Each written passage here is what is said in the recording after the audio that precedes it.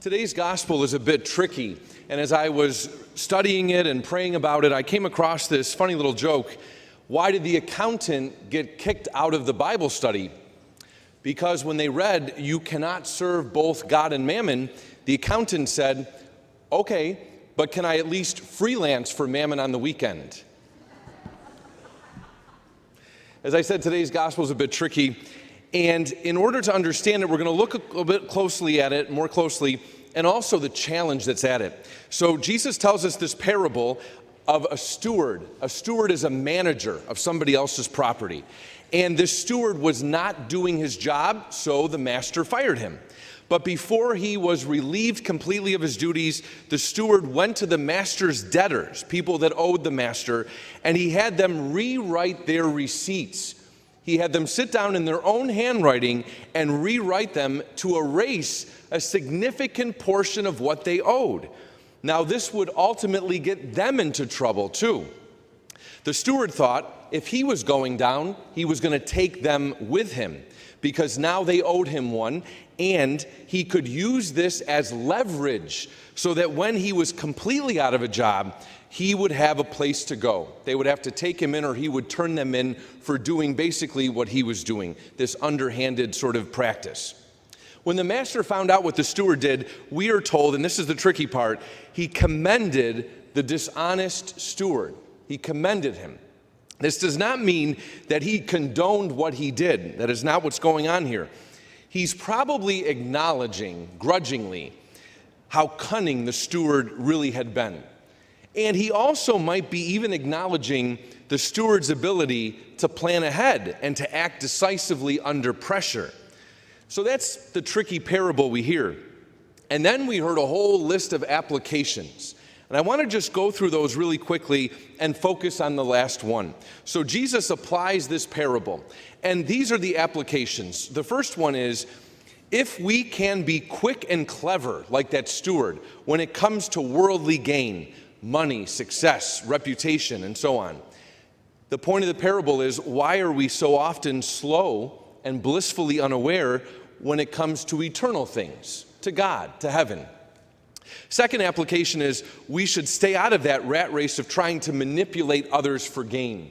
And that leads to the third application, because our attitude as Christians is different from the world. Our attitude is not to use people to gain things, which is what the world does.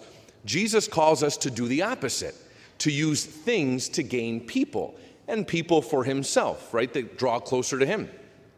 The fourth application of the parable is, when we are faithful in small little things, we make progress in the spiritual life. And here the example is, when we are faithful managing our material goods, this small day-to-day sort of thing in life, and we manage them in a way, for example, that provides for those in need, that promotes our spiritual progress. When we are greedy and self-indulgent and we manage our material goods in a bad way, then that doesn't promote our spiritual progress in big ways. And the last application of the parable is what we want to focus on. We cannot allow Mammon to be our master. Now, Mammon is a word that means wealth, but it could also be any of the classic substitutes for God: power, pleasure, honor.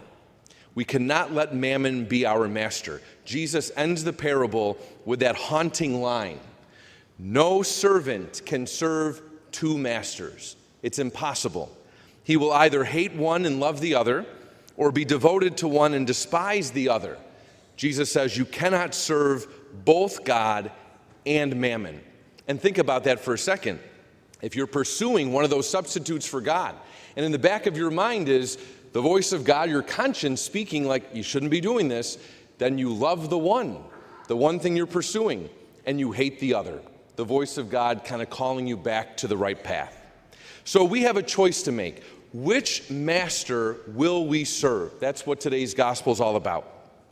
Think about that, and today we observe what is called Catechetical Sunday.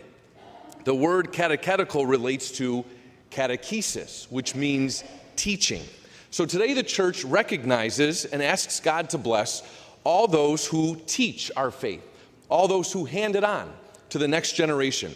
We think of parents, we think especially now of grandparents and aunts, uncles. We think of clergy and also our lay catechists or teachers who do this. At our Two Parishes, One Family, we are so blessed with so many dedicated catechists, people who give of their time and their talent to teach week in and week out in our family faith formation program, our sacramental prep programs, and our youth ministry programs. We are so blessed with them. They do an amazing job, and they're so giving of themselves. We are also blessed with the beautiful children and youth and families who are in these programs. But in light of today's gospel, we have to pray in a special way for them, because this is an area where the choice to serve God is becoming more and more difficult. Parents tell me all the time, the demands of everything, sports, school, dance, gymnastics, other extracurricular activities, they are taking more and more of their time, and they're taking over more and more of their lives. They tell me they don't have time to eat together, they don't have time to worship and pray together, they don't have time to learn and grow together, they don't have time to even relax and just be with each other. And when they want to do those things, they have to put their foot down and then suffer the consequences. The coach who won't play their child because he missed a practice for First Communion preparation. That's not easy, especially when those things can be a lot of fun. So we have to pray for our families and keep encouraging them to make that choice for God. At the same time, we all have that choice to make. Which master will we serve? We often think that if we follow Christ, it will lead to the good life. You know, the good life here on earth. We think if we're a disciple of the Lord, that's what it takes to attain the American dream, the attitude of the health and wealth gospel. If I live some version of the Christian life of my own making, everything's going to be great. I'm going to have a nice house and car, and God's going to bless me with a good life here on earth. But that attitude is not the Christian attitude, because we follow Christ in that attitude on our own terms in order to obtain all those substitutes for God: power, pleasure, wealth, honor. And then we try to serve both God and Mammon. And Jesus makes it very clear today, it's impossible. We cannot serve both masters. So here's a challenge for all of us this week.